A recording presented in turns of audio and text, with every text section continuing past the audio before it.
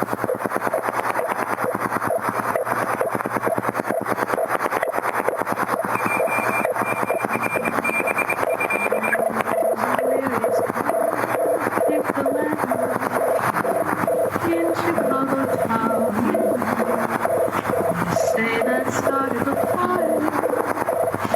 says that she is a gaunt, black-haired glamour ghoul who comes out through ominous... You're still afraid.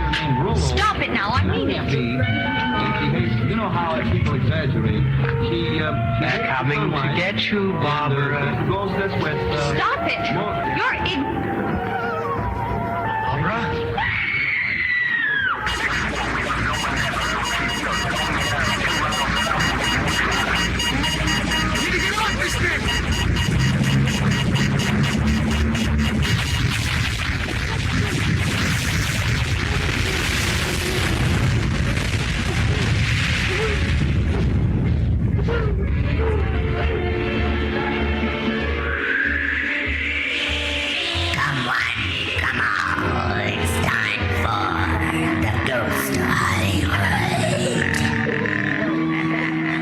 Welcome to the new year, wall crawlers, because it is time for another episode of The Ghost of Hollywood. I'm your host, Poxy Leonard, here with Miss Ragan.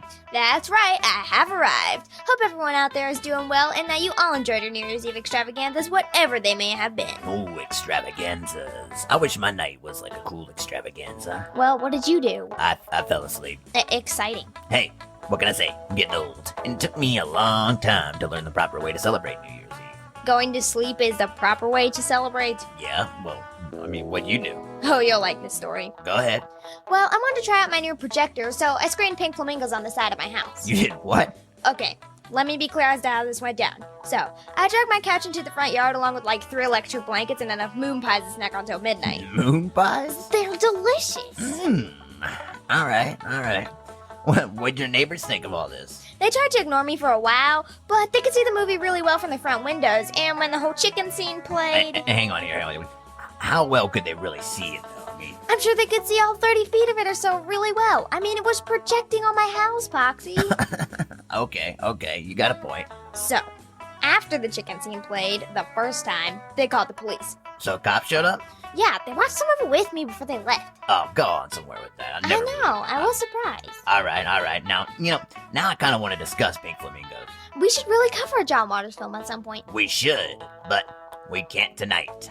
And that said, I have a little something else geared up for our next capsule review, which is all about Walter Hill's 1975 directorial debut, Hard Times, starring Charles Bronson, James Coburn, and Jill Ireland. I like this one because Hill keeps things simple. The tone of Hard Times combined with the character portrayal and period piece setting work so simply that I feel like its success was inevitable. I can see that. I mean, my favorite work that Hill completed as a director is actually Streets of Fire, and I think with Hard Times, Hill seems to have played it safe.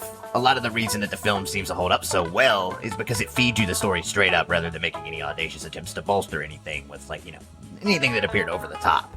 And, that's just an opinion. So, let's get, into the facts behind the matter a little more on this. Sounds good to me. Stay tuned, everybody, because when Poxy and I... What's up, wall crawlers? Can't get enough of The Ghost of Hollywood? Then check out our website at theghostofhollywoodpodcast.com for complete access to our entire first season, featuring movies such as Class of 99, Polyester, Trancers, Space Avenger, Children of the Corn, Tough Turf, and more. Each episode is packed with all kinds of great film history told by the movie makers themselves, so be sure to check it out now. Local to Portland, listen in late night from 3 to 5:30 a.m. every other Friday on KBOO 90.7 FM Portland, or stream the show live from the station's website at kboo.fm. Stay tuned because we'll be back with more from the Ghost of Hollywood. Sure this is as far as you want to go? Yeah, I'm sure. Hey, Paul. I got a cat back at my place. I want you to take care of it for me. That's a lot of money. You take care of Poe. For a man who came to town to make some money, you're giving a lot of it away. Forgetting about the in-betweens. Yeah, I guess you filled them out all right.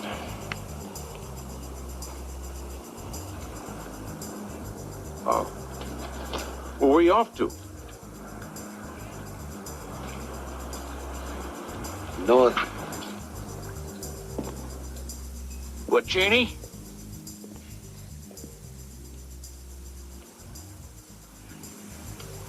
We ought to say something.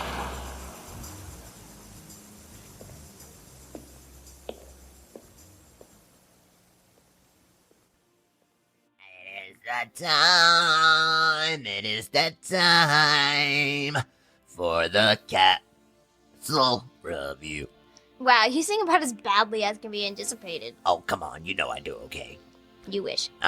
Anyway, tonight is straight up knock you down sort of material as we discuss the 1975 film Hard Times, starring Charles Bronson, James Coburn, and Jill Ireland. And what's interesting about having James Coburn and Bronson working together here is that Coburn was seeing a decline in his career, which obviously is not enjoyable for anyone in that situation. At the same time, Bronson was finally catching in on his years in Hollywood with primetime leading acting roles, many of which he had his second wife, Jill Ireland, play the leading lady. Yeah, they were featured in something like 15 films together, but don't hold me to that number without doing a little fact checking for yourselves, you know? Anyway, I won't lie, neither of them really have a broad range of acting abilities that they demonstrate on camera, but Bronson is definitely known more for his charisma and tough guy image anyway. I think it sort of sucks that Coburn gets backseated here, but this would also mark his third and last film appearance with Bronson. Always forget they were both in Magnificent Seven. You know, Seven Samurai is obviously the go-to for me, but you know, Magnificent Seven is a great film nonetheless.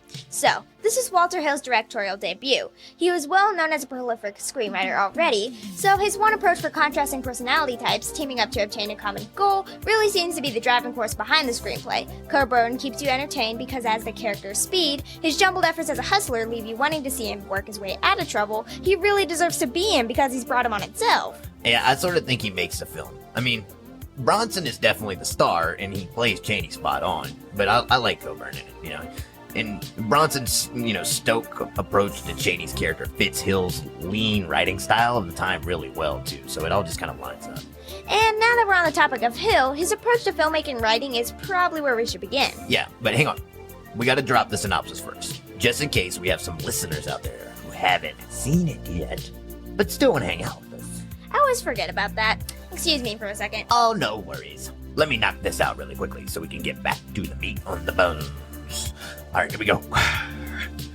If you haven't seen Hard Times, the story is pretty cut and dry, so listen up. The film is set during the Depression era in Louisiana, more on that later, and a drifter named Cheney shows up in town looking to make some money as a street fighter. He teams up with a backer named Speed and a junkie cut man named Poe, and the three of them work together to cash in on Cheney's street fighting skills. Of course, Cheney catches a quick touch-and-go fling with local lady Lucy Simpson, which ultimately goes nowhere. He also catches the eye of other backers whose fighters fall one by one under Cheney's fists throughout the film. Whew. There we go. You survived. Yeah, you like that fist sound effect? Boom. Alright, sorry. How'd I do? Just be glad it's over. Alright. Now, back to Walter Hill. So, Hill actually started his work in film having a go at educational videos before things began to slowly fall in place for him as a screenwriter.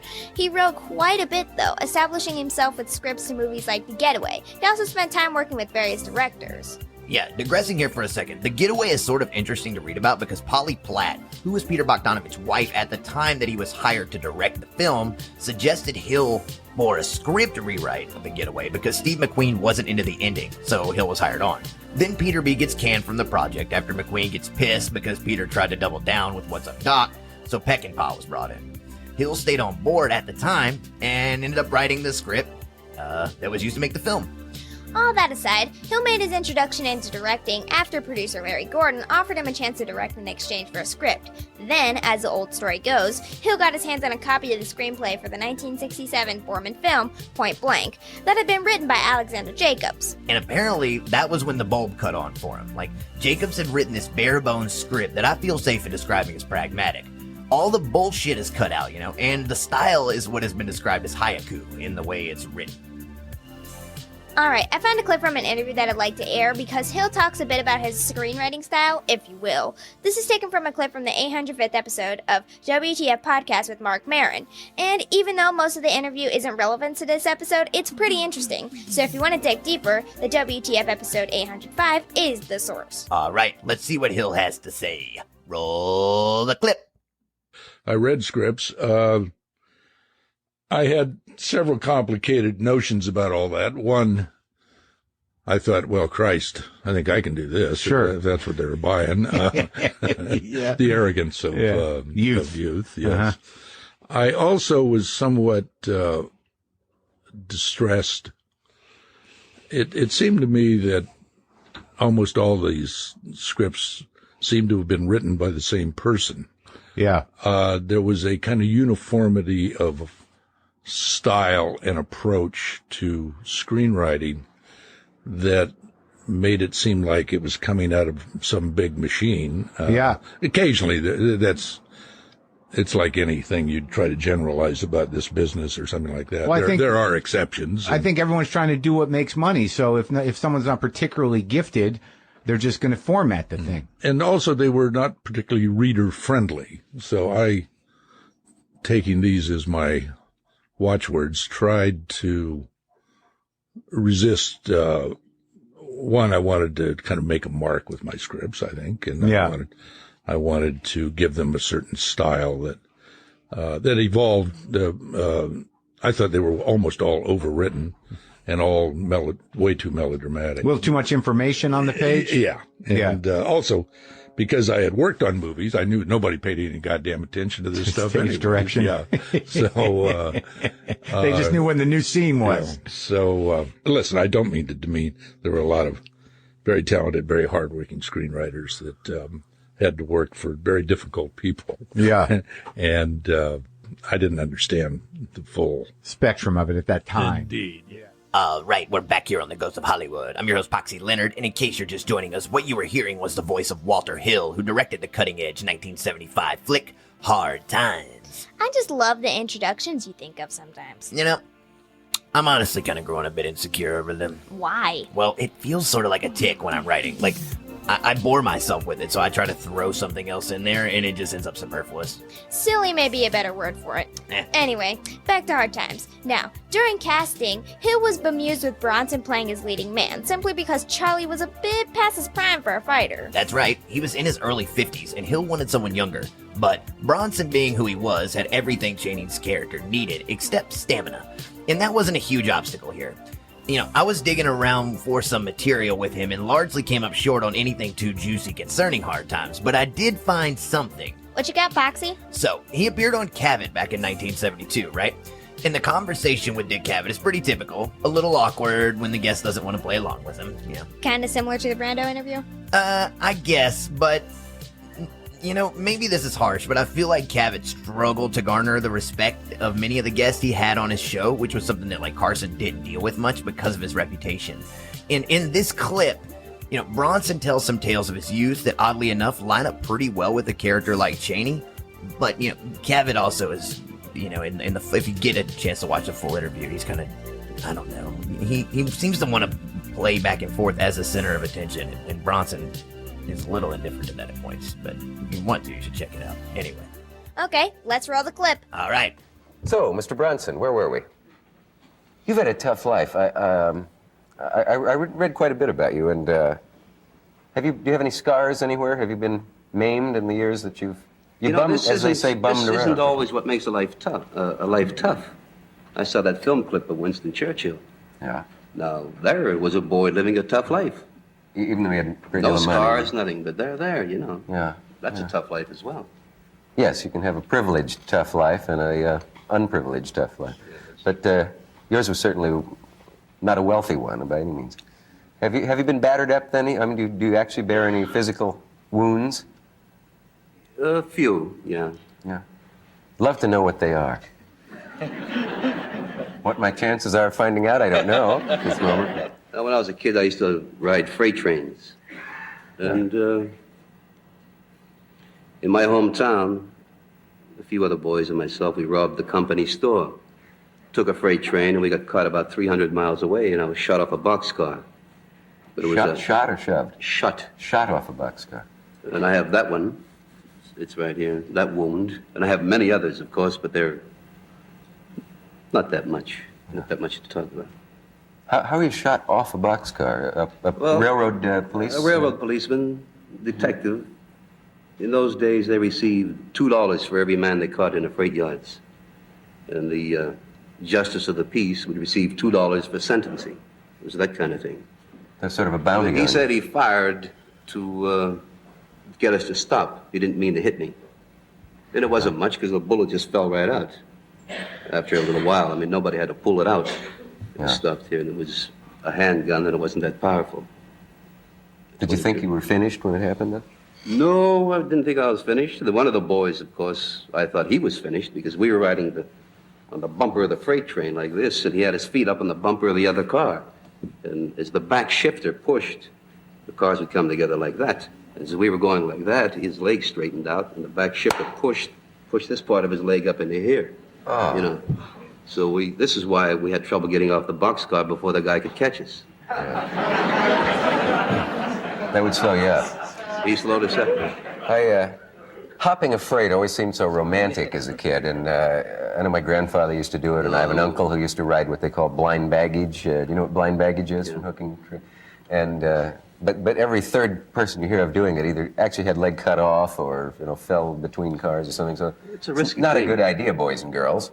What we're saying. We used to jump on freights from standing on a bridge that went over a river and a railroad track. We would stand up there and wait for those cars to go by and just time them and jump off like that about 30 feet before we hit the freight train. And we'd jump into coal freights, that sort of thing. Jump into a coal car? Yeah.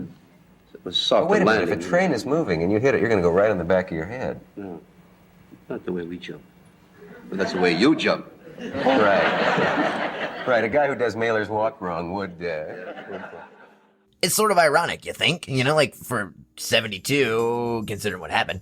Definitely sounds like he could have loaned his childhood out to Cheney, and it would have suited the story just fine. I mean, basically, that's what he did, Now, let's talk about Jill Ireland here for a moment, because her relationship and marriage to Charles Bronson was at first scandalous when the two began having an affair while he was filming The Great Escape, and later they became one of Hollywood's most well-known couples of that era. And Hard Times is actually in the median of their filmography together, with Assassination being their last and likely her best. But here when she plays Lucy Simpson, there is not a lot of dialogue between she and Bronson, and their chemistry on screen seems more in a balance with their selected parts, rather than their genuine emotion for one another. That can't be said for all their work together, but that's my opinion on their chemistry in Hard Times. Well, that's a valid point. I know we can't jump off into the story of Bronson and Ireland right now because of time, but if you are unfamiliar with the story the two had, I really suggest reading about them. Now, let's talk about where Bronson was with his career at this point, though. Despite being late to the game when it came for his rise to stardom, Bronson would go on to rival the popularity of actors like Clint Eastwood, and his paycheck would contend with others to become one of the largest in Hollywood during that time. Now, this isn't in concrete, but I've read that he made upwards of $1 million for his role as Cheney in Hard Times. Now, when Bronson comes up, I'm always reading, actually, about where people mention of how bitter he was because of how long it took him to gain traction as a leading man. But in the book Charlie and Me, which was written by his first wife, Harriet Tindler, she says that she and Bronson had a 5-year plan developed that was geared at putting their careers on track, and particularly his, headed towards stardom, so to speak. Back to Coburn for a second. I still think Jimmy performs well here, in a big way, even though I wasn't keen on being... What was it Hill called the position? I believe he referred to Coburn as second banana, which Hill said Coburn definitely didn't enjoy, obviously. And while there were never any mention, of jealous tendencies or anything like that in my research, I picked up some cues that Coburn wasn't exactly thrilled to be on set with Bronson again. There are some other hidden gems in the film, too. For instance, Robert Tessier, who plays Big Jim Henry, also countered Bronson in Breakheart Pass. That film was, Breakheart Pass was the first flop that Bronson had on his set list in a while. Tessier had a lot of stunt work history worth reading into, actually. He was pretty interesting. Check this. He was really into making cabinets and stuff like that, apparently. What? I'm serious. I read that he liked doing a lot of cabinetry and even went so far as to make them for other cast members at various points throughout his career. What do you think of old Strother Martin? Oh, on to Strother Martin? Alright, I love the character of Poe. He's just sort of chill the whole time, but we you know can take why. a hit. Why? Great way to balance out Chaney and Speed's personalities, for sure. But I heard Martin was actually running pretty hot and cold on set. I mean, he was either on point or just bad, I guess.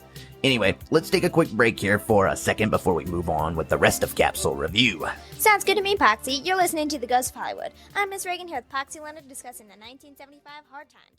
And, I'm feeling a little... You are listening to The Ghost of Hollywood, brought to you especially by KBOO Community Radio on 90.7 FM and Electric Garden Studio in Portland, Oregon. The Ghost of Hollywood is also available on all streaming platforms, so please like and subscribe to keep the show moving as we gear up for our second season this coming fall. And if you still can't get enough, follow us on Instagram or check us out on kboo.fm for all of the latest information and updates on the show. You can also tune in live on kboo.fm bi-weekly from 3 a.m. to 5:30 a.m. to catch us on the air in real time. Stay tuned because you're listening to The Ghost of Hollywood, live from the Electric Garden Studio in Portland, Oregon. And you're listening to The Ghost of Hollywood. I'm Poxy Leonard here with Miss Ragan, and we've been talking about Walter Hill's 1975 directorial debut, Hard Times. You know, Poxy, every now and again we discuss a movie that had some significant filming locations, and Hard Times definitely meets that criteria. It was shot in Louisiana by cinematographer Philip Lathrop, who I've read had a hell of a time shooting on set because of the obstacles presented at that time. Hill also mentioned that they worked with a focus to maintain the framework and composition, which I think seems to be pretty common in his films. So, Lawrence Gordon, who produced Hard Times, is the person who suggested they shoot in Louisiana, and it was a great call, especially for a period piece. A lot of that area hadn't aged as significantly by the 1970s, so knocking a few decades off the calendar probably wasn't as difficult as it would be like now. There are also some great shots taken in the French Quarter, more specifically the Cornstalk Hotel. The setting in St. Vincent de Paul Cemetery, where Poe and Chaney meet, is incredible. It's easy to sort of overlook a lot of that stuff because there isn't a lot of embellishment taking place. You really need to be somewhat aware of it when you're looking at it and to fully appreciate it. Yeah, I could agree with that. Now, what about the fight scenes themselves? Interesting topic, because you and I always seem to feel that everything it takes to put a good fight sequence together must really be a difficult task. Maybe it isn't. I just don't feel like I'd be very good at creating a scene like that. I would legitimately have to fight to pull it off. I mean, after reading about the final fight between Bronson and Dimitri in that warehouse at the end of Hard Times, I stand by my statement. Well, to be honest, the fight is practically a dance scene. I've read they worked on that scene for quite a while in order to really capture everything they needed to make it work. I know it smelled awful in there, too, with all of the work they put into making it look like an actual seafood warehouse. Likely not the first or the last time we'll have to discuss unpleasant smells on set. Have we before? I swear it wasn't long ago, but I can't remember. We moved through production so fast, and all that holiday crap made things even more chaotic. Well, we have survived for now, that is. Alright, where were we? Okay, well, let's jump back to Jill Ireland again here for a moment. At some point, and I haven't been able to nail down any farther vagaries, but Hill wasn't thrilled with Ireland's work in the film and made an effort to approach Bronson about it. Of course, that didn't go over well at all. And I don't know how true this is, but I heard somewhere Hill wanted Bronson for the driver later on, but that he turned it down. That's interesting. I know that Ryan O'Neal definitely wasn't well received in that part, although he did a good job with it. Really quick, though, let me play another segment from the WTF podcast interview with Hill, where he discusses his falling out with Charles Bronson over the ordeal with Jill Ireland's performance. Let's hear it. Roll the clip. I did a movie called Hard Times. Oh, yeah, with, Charles Bronson. Charlie Bronson and Jim Coburn. Boxer movie. That's right, street fighting back in the 30s. Yeah, and how'd you feel about that one? Well, it got me going. Yeah. And the movie was well received and it did pretty well. So, it got you started. Got me started. I liked the movie. I thought Charlie was very good in it. I thought Jimmy was good in it. Yeah. Charlie and I had a kind of problem in post-production.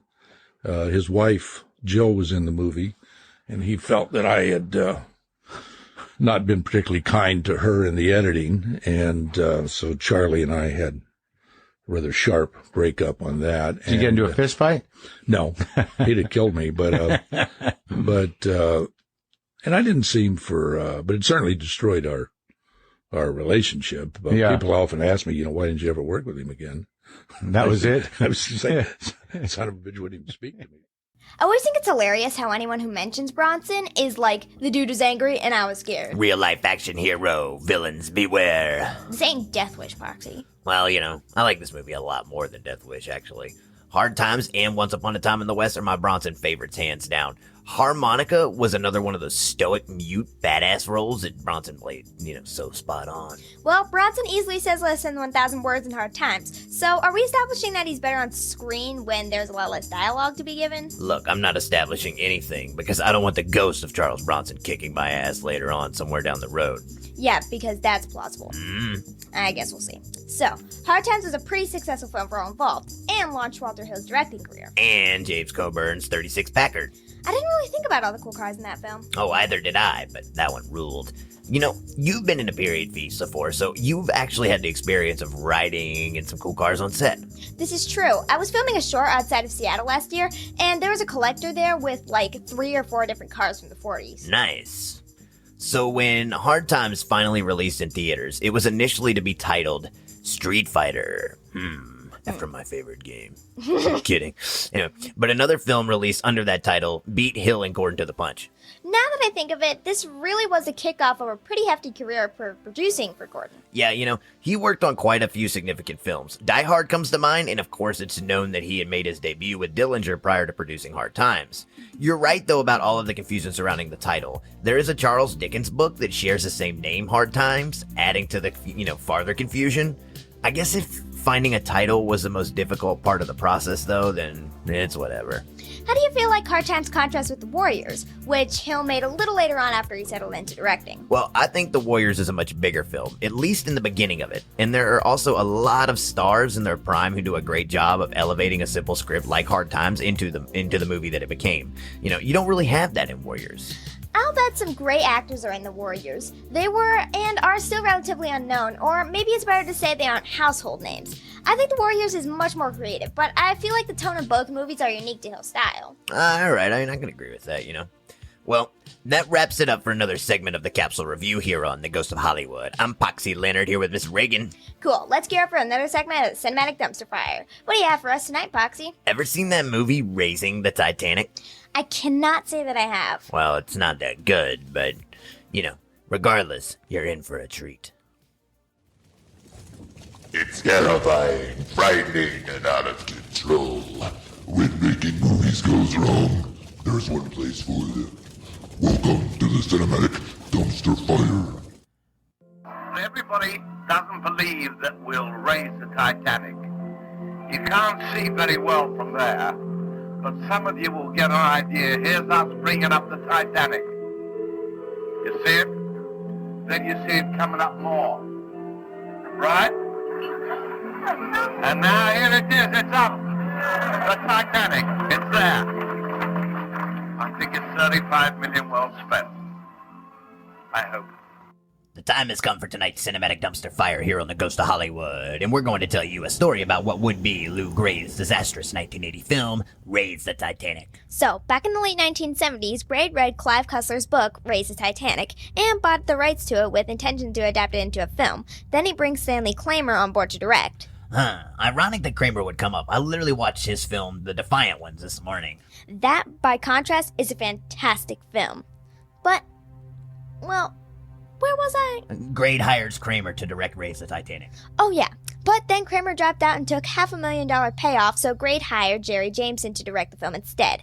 Then these fools decided to start dropping serious money into building tanks and replica models of the Titanic, totaling somewhere around $15 million. Oh, and it's an understatement to say they got carried away. They spent $7 million alone on a 50-foot model that wound up being too big to use in an existing Horizon tank. So, Gray had a deep tank built in Malta out in the Mediterranean.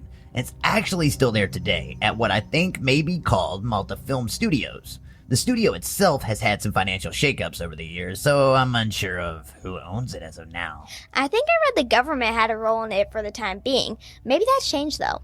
But check this. That tank, known as a deep tank by the way, since there are 2 others located there in Malta, is 36 feet in depth and takes like 15 hours to fill. I did some research and found all kinds of info about it on PCPmalta.com. PCP? Yeah, Producers Creative Partnership. Oh, I see now. You know, Grade used this old ocean liner for shots of the boat. Like, it was called the SS Santa Rosa, or they changed the name, but I can't remember it.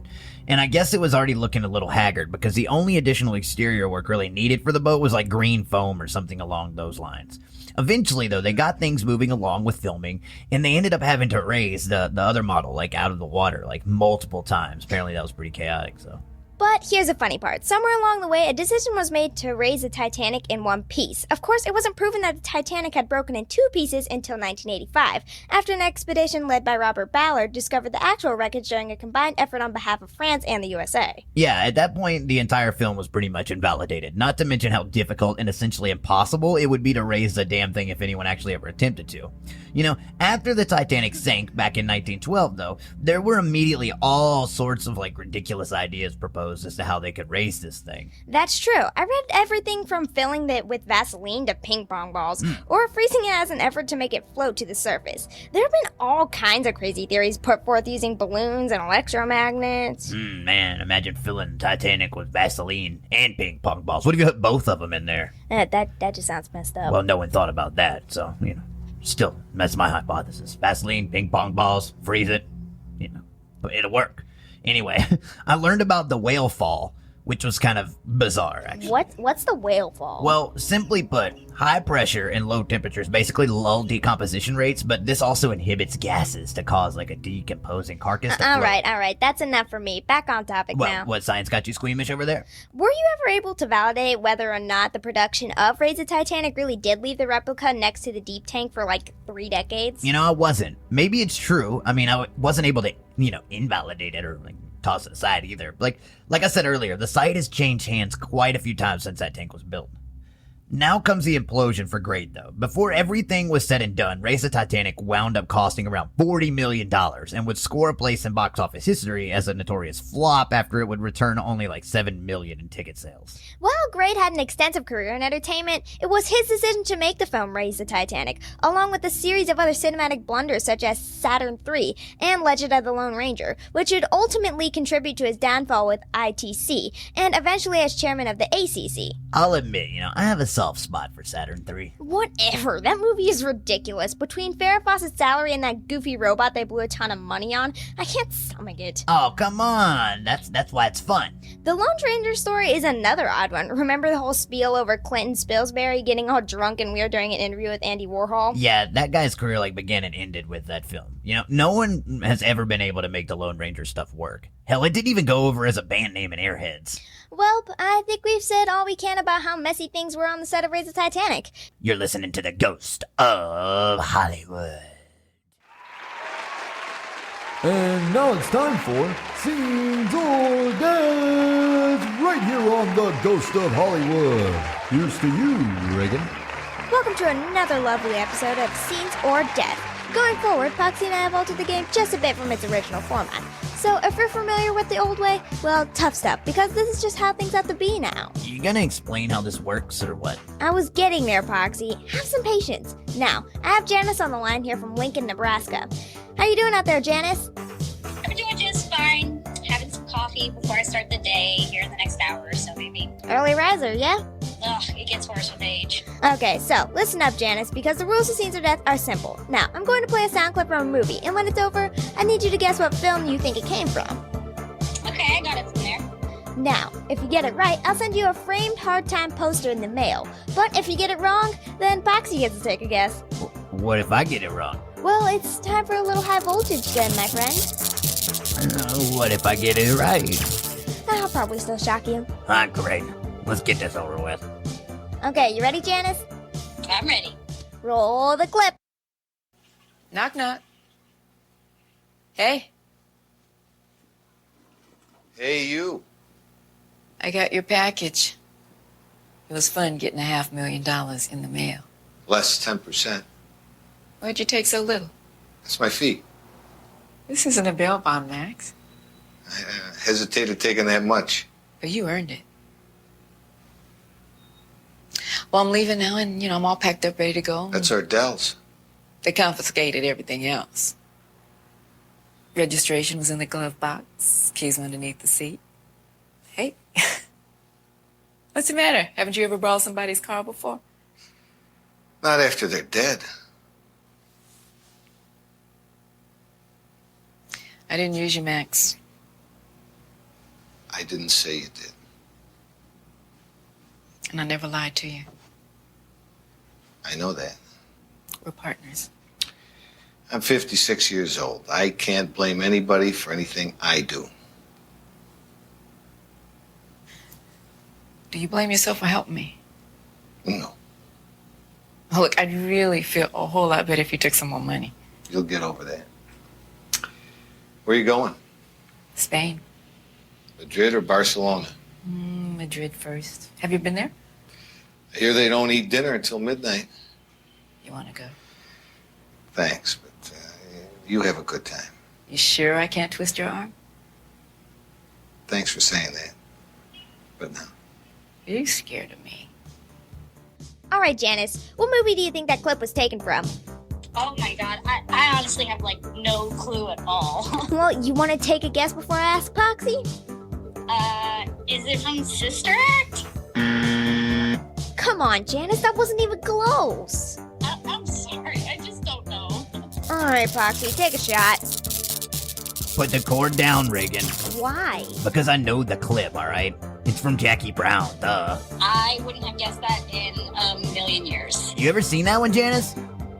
Not that I can recall. Oh, definitely worth a view if you have the time, for sure. All right, Janice, you ready for the next clip? I'm ready. Let's roll the clip.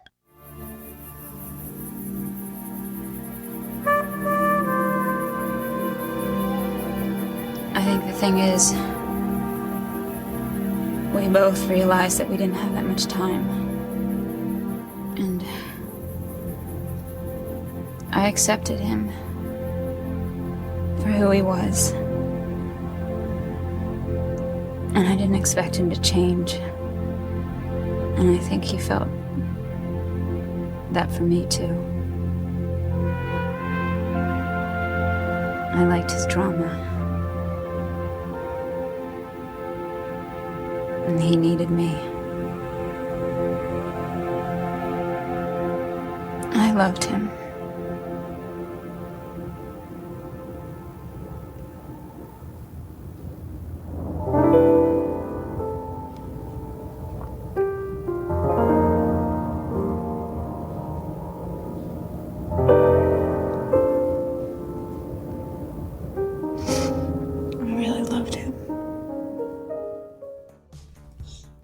What are you thinking, Janice? I think I might actually know this one.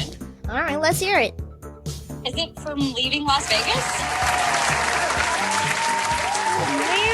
Nice one, Janice. Ah!